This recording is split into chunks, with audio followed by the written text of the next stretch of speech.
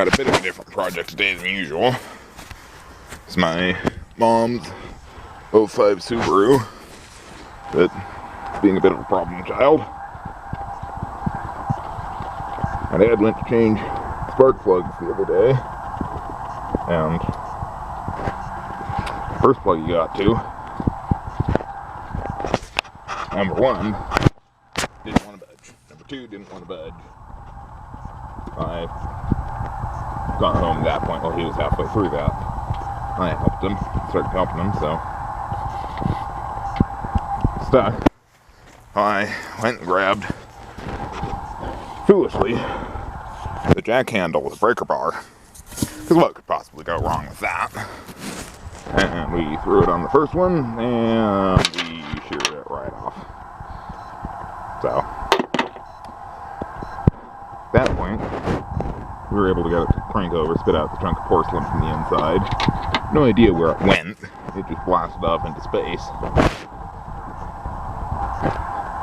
So, we decided at that point, that was enough for the night. So, then we get that guy out. Got him in there, tapped him in, and that doesn't touch me. It's just milling material out of that threaded insert. So, and I went on to that one, was working it back and forth, back and forth, back and forth. It popped off too. In fact, this one actually might be number two, not number one. Not that it matters. Can't get the porcelain out of it. Over here on the driver's side, they actually did cooperate. They're very stiff all the way out, but they did come out. And these are the plugs that came out. Look about normal. Like spark plugs.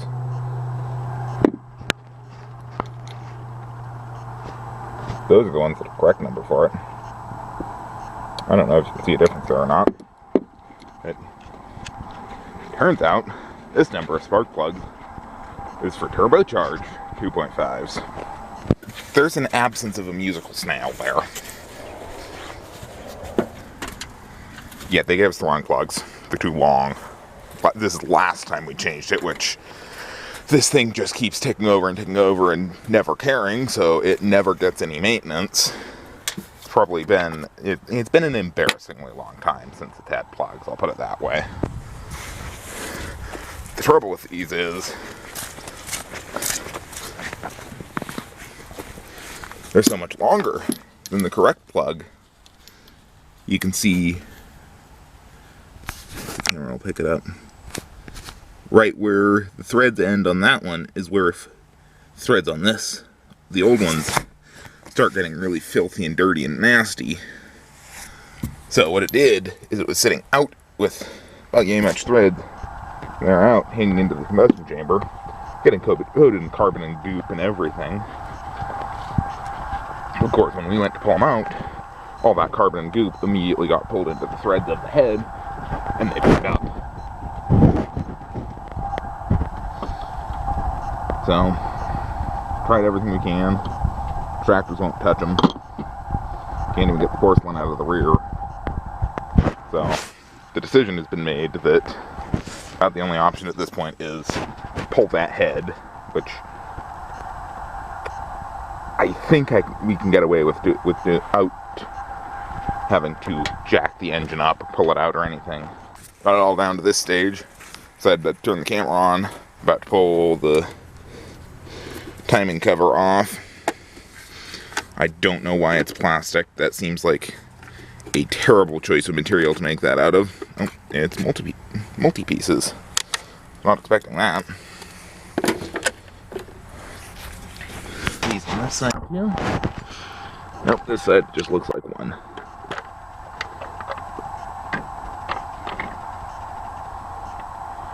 Oh, that's what that second piece behind it was. It wasn't another plastic layer, it was a gasket.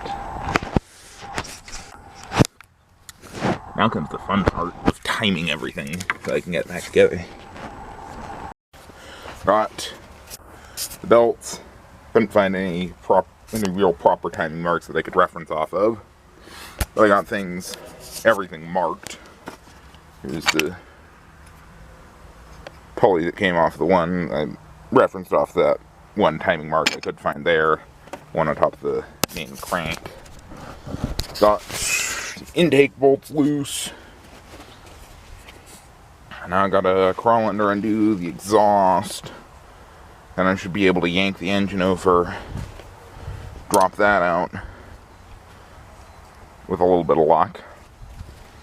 Because I already had to pop the skid plates off. They're stacked up there.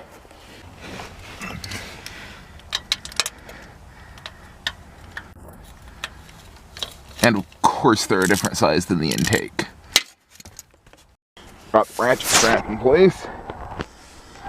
I don't think there's anything else to it, but to just pop the head, I wasn't able to get the bolts at the rear of the Y pipe loose, so the heads, or the manifold, was just dropped down to the way. Got the head out. Finally, the battle. You can see those spark plugs, you can see that they're hanging way too far down in there. That's the problem. So the hope is, if I can get the extractor into them, I can twist them out this way. What would be coming down into the combustion chamber. See if this will work. I have high hopes here.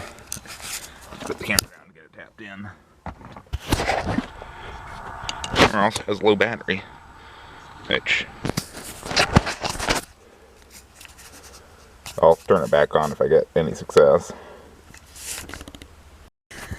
Well, it's day 4 of the spark plug change. Last clip that should have played was right after I got the head out. I was about to start throwing easy outs on it. From this side, trying to spin them out. I did that to an easy out. Yeah, I don't think they're kind of getting a spin out with an easy out. So then I tried dremeling that one out so I could punch in one side of it after I get to the threads. I just don't have enough Dremel. Haven't even started on that one yet. So now I'm taking it down to my uncle's machine shop so we can actually fix it. I thought we could get away with just popping it out, but no, we just needs more tooling that I just don't have. So I don't know if I'll film any of the stuff down at the shop, just because this is kind of getting into the get it done now category. Got them both out. This one took, where did it go? Dremel with a burr on it. Just worked it out. We can get it out with a punch. Wind up chewing up a lot of the threads in the head, but all the new plug in there, all torqued down the way it should be. This one just took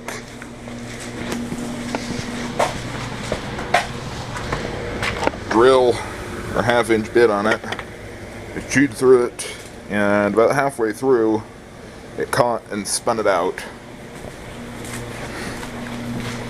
You can see the clogged up thread there. Ran taps through both of them. This one had a lot of thread survive, this one not so much, but this one feels like it's holding. Only time will tell if it'll just tighten itself in a few miles. Hopefully it won't. This one seems to have come out alright. I don't anticipate having any issues. That's what's left of the one of them. Not a fun job. Always double check to make sure that you don't have turbocharged plugs on these things. So here everything is, all back together. Didn't really film much of it because not really all that much room to work, either just in this engine compartment in general or in this engine compartment and with a camera. But I can confirm it is indeed possible to change at least the right-hand side head gasket with the engine still in the car. You don't have to jack it up. You don't have to undo motor mounts, anything funny like that. I don't know if it was necessary to hook the ratchet strap on there and pull the engine over. It may not have been. But between having the coolant package out and the skid plate off the bottom at all, there's just enough room to weasel it up in there with the exhaust manifold still in place. Now, this engine isn't actually the same engine as in the past however many clips. This is actually filmed quite a bit later than the whole 5-day spark plug change nightmare. And it ran after that, but all of that put off maintenance started to catch up with the car. These two cylinders didn't really run right after that. I don't know if that had much to do with having the head off. It's entirely possible that I tweaked the valves, but they were in... everything on that head was in rough shape anyway, as I'm sure you just saw. But I think what happened is I just disturbed the delicate internal balance of Subaru. And it just kind of got worn to the point where it was easier to put a replacement in while I rebuilt the old engine. But it never did tighten that one spark plug. So apparently my fix on that held, which I'm happy about. Now, the next videos should be back to the more regular vintage of equipment that most of what this channel is. It was just that once a spark plug change starts to be measured in days, it's probably a good idea to turn on the camera, because it's entertainment, hopefully, for someone. Thanks for watching.